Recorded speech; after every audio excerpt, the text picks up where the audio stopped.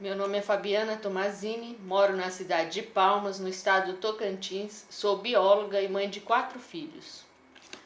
O Brasil sempre foi contrário à prática do aborto.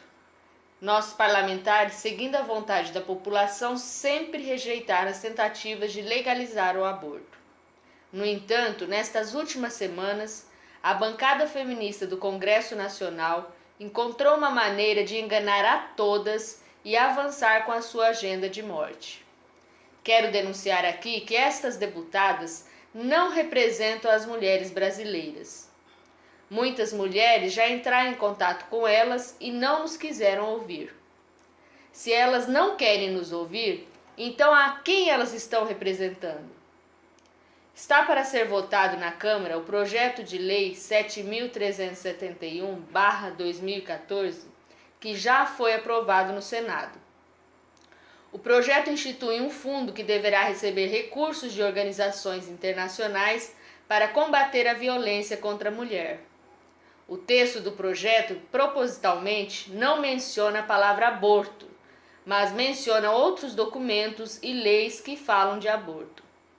Na realidade, trata-se de uma armadilha para construir um abortoduto internacional que financia o treinamento e a prática do aborto nos 6.000 hospitais de todo o Sistema Único de Saúde brasileiro.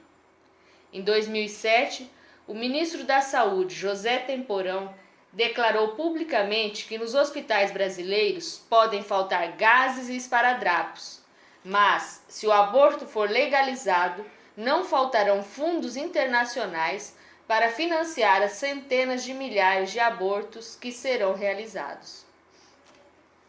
Estes fundos para o aborto chegarão rapidamente ao Brasil graças ao projeto de lei 7.371.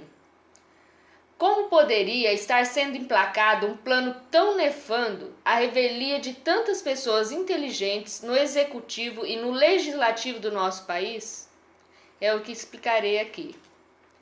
O projeto de lei é a última etapa de uma sequência de leis e políticas que, colocadas juntas, visam promover o aborto no Brasil. O projeto de lei estabelece que o fundo será utilizado para atender aos objetivos traçados na Política Nacional de Enfrentamento à Violência contra as Mulheres. Vamos ler então o texto da Política Nacional de Enfrentamento à Violência contra as Mulheres, cujas palavras não estão, obviamente, no texto do projeto que estão pretendendo aprovar. Abrindo o texto do Pacto Nacional de Enfrentamento à Violência contra as Mulheres de 2011, lemos no eixo 4 que o pacto garante o abortamento legal para as mulheres vítimas de violência sexual. E o que é violência sexual? Deveria ser a mesma coisa que estupro, caso em que a lei brasileira não penaliza a prática do aborto. Mas, 2 anos depois de publicado o pacto, em 2013, outra lei sancionada pela presidente Dilma, a Lei 12.845/2013, também conhecida como Lei do Cavalo de Troia, modificou o conceito de violência sexual. Agora, segundo a Lei do Cavalo de Troia, violência sexual é qualquer relação sexual não consentida. Se, portanto, juntarmos o Pacto Nacional de Enfrentamento à Violência contra as Mulheres de 2011, a Lei do Cavalo de Troia de 2013 e o projeto de lei de 2014, que as deputadas estão querendo votar agora, podemos facilmente concluir que esse fundo serve para captar recursos internacionais e garantir o abortamento legal para as mulheres que tiverem qualquer relação sexual não consentida, ou melhor, qualquer relação sexual alegadamente não consentida, porque a mulher também está dispensada de apresentar quaisquer provas, exames ou boletim de ocorrência. Basta a palavra da mulher, que pelas normas vigentes do Ministério da Saúde deverá ser acolhida com presunção de veracidade. Mas não é só isso. O Pacto Nacional de Enfrentamento à Violência contra as Mulheres de 2011 também estabelece que devem ser fortalecidos e ampliados todos os serviços especializados para a mulher que realizam o aborto. Segundo diretivas que estão sendo seguidas pelo Ministério da Saúde, isso inclui a criação de serviços de orientação para ensinar as mulheres como realizarem elas mesmas um aborto seguro, segundo o modelo adotado no Uruguai e conhecido como Iniciativas Sanitárias. O Iniciativas Sanitárias teve origem no Brasil. Em 16 de junho de 1994, o Dr. Aníbal Faundes, diretor do Centro de Assistência Integral à Saúde da Mulher da Universidade Estadual de Campinas, revelou, em entrevista à Folha de São Paulo, que estava ensinando as mulheres a utilizar corretamente medicamentos abortivos.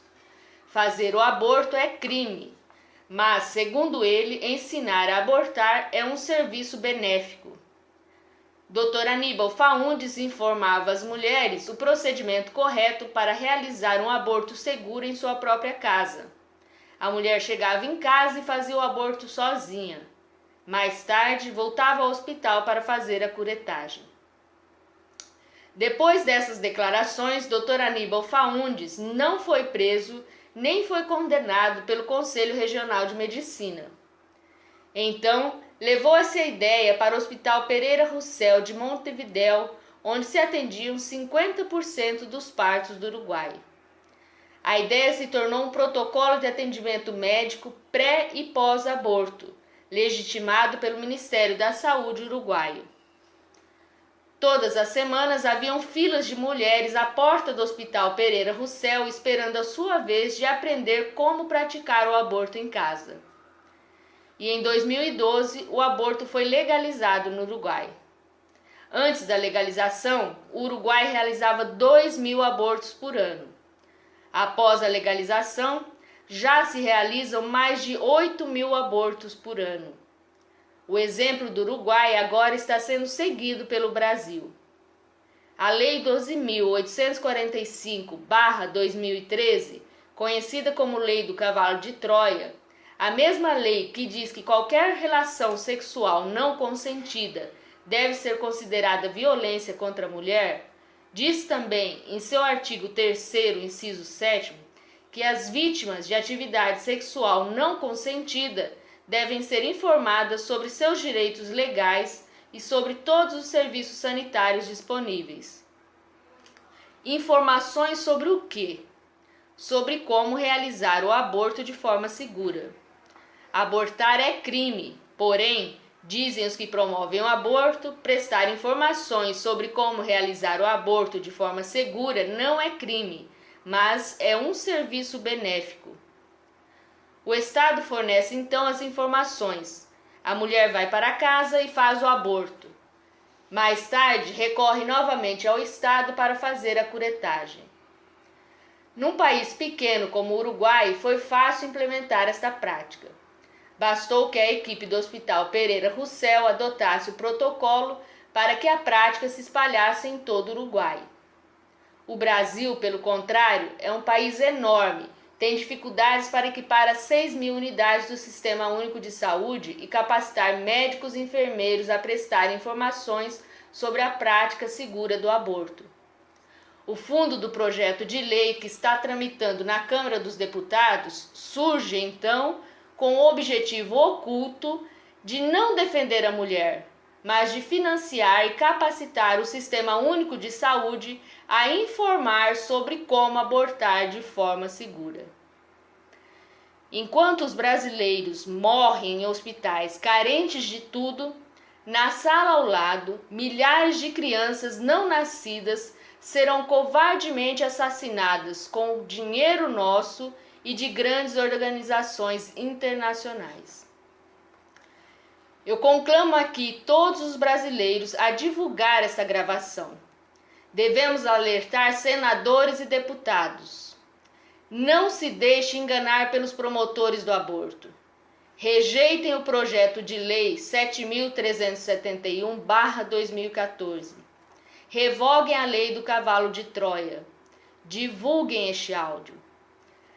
Assistam no anexo a uma palestra dos próprios médicos que estão planejando a introdução do modelo uruguaio no Brasil.